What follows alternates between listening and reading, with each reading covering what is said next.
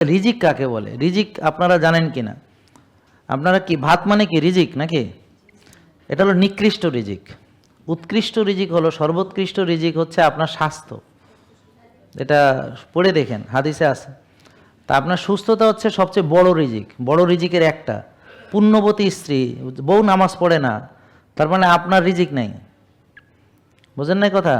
বউ নামাজ পড়ে না, ইসলাম মানে না, আপনি আসল রিজিকে নেই। এই ঘরে বরকত থাকবে না, এই ঘরে শান্তি থাকবে না। আর হাজব্যান্ডও পড়ে না, সেটাও একই কথা।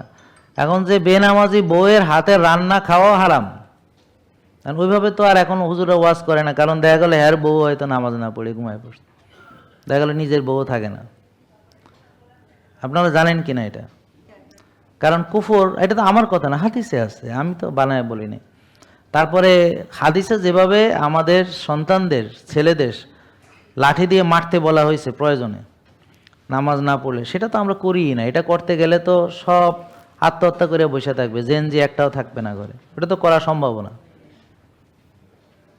কথা বুঝেন নাই? এটা তো সম্ভব না, ওই পরিস্থিতি বা সুযোগ নাই। ওটা ওটা এখন করতে গেলে সমস্যা। কিন্তু হাদিসে দেখেন যে বলছে তুমি হাত থেকে লাঠি নামাবা না, হাত থেকে লাঠি নামাবা না। তো সন্তান যেগুলো নামাজ পড়েন এগুলো ত্যায্য করে দেওয়ার কথাও বলা হয়েছে। তো ওগুলো কড়া কড়া কথা বলে তো কোনো লাভ নেই, তাহলে তো সব ত্যায্য হয়ে যাবে, এগুলো বলে তো লাভ নেই। বুঝেন নাই কথা? তো এই জন্যে আমরা আস্তে আস্তে আস্তে আস্তে কম্প্রোমাইজ করতে করতে করতে করতে এমন অবস্থা, এখন আমাদের সব কম্প্রোমাইজ। আমার ঘুম কম্প্রোমাইজ, আমার স্বাস্থ্য কম্প্রোমাইজড, আমার খাবার কম্প্রোমাইজড, আমার বাতাস কম্প্রোমাইজড, আমার পরিবেশ কম্প্রোমাইজড, বুঝলেন? এখন আমাদের জমিও কম্প্রোমাইজড, জমিতে হেভি মেটাল, পানিতে তো দূষণ, পানি দূষণ, বায়ু দূষণ, হ্যাঁ, সব শেষ। তাহলে এখন আপনি কিভাবে ভালো থাকবেন বলেন তো?